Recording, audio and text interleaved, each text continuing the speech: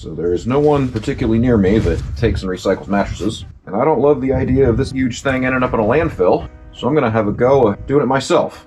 I have no idea what's in there, other than a vague assumption that it's a bunch of steel coils and upholstery. But I reckon if I cut this thing apart, I'll end up with a, beach ball sized wad of upholstery that I can take to the dump and a whole bunch of steel that I can recycle, which is more appealing to me than just throwing this away, despite the fact that it's going to be some effort and not really save me any money. But I don't know, let's see how bad it is.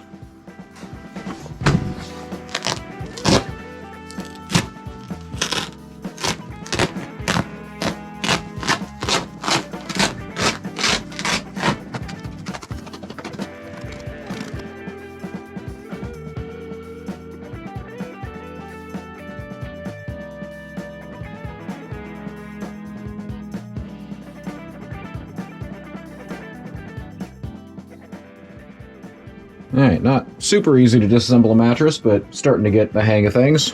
My weapon of choice here is a serrated steak knife. I'll just cut the foam and upholstery off the top. A lot more foam than I thought there would be. I don't think this is going to reduce my landfill burden by that much, but in for a penny, in for a pound. Once you're to the edge, you can kind of peel the back here, and at least with this mattress, there's a heavy fabric backing that's clipped into these hog rings. These are just bent staples, really. And you can just kind of peel it back and cut it off each one of those. Sort of a lot of overlap with butchering meat here.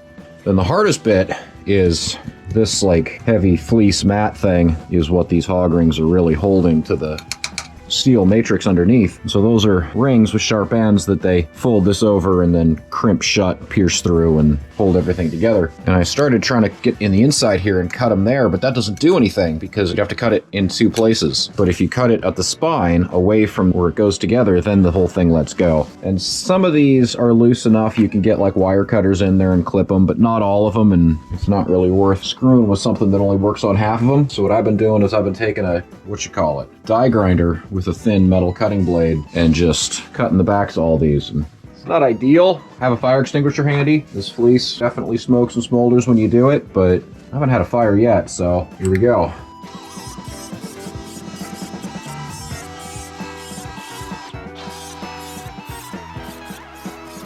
Doesn't smell great either, but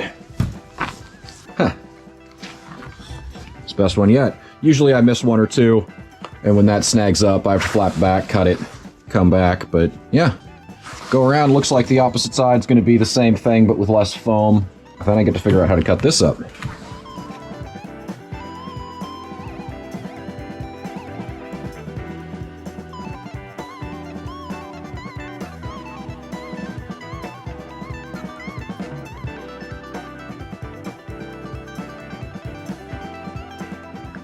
So this is kind of cool. To cut the mattress, whatever you want to call it, spring matrix into strips, I just went down with some nips and cut all the wires. To get it cut the other way, there's kind of no path through this where you don't have to cut kind of an unreasonable number of wires to split a spring or to split these. But it's held together with just these light springs here, and they're just corkscrewed through. So to remove them, I'm just chucking them in a drill.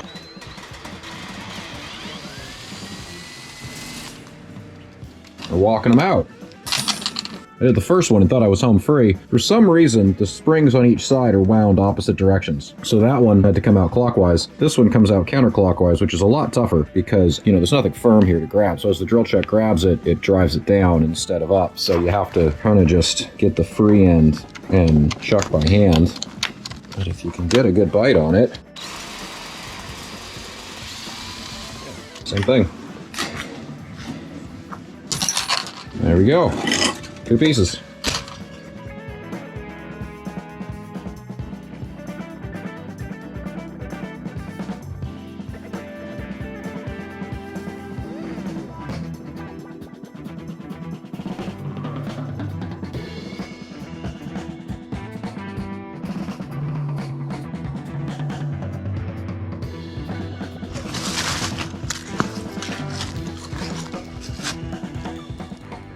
Well, that was a lot more foam than I thought it would be. I was sort of hoping to get down to, 2 garbage bags full of landfill instead of 5.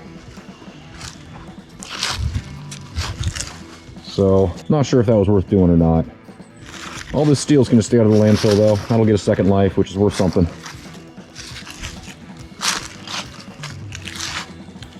Anyway, at least it's broken down and out of my way so I can get on to something else.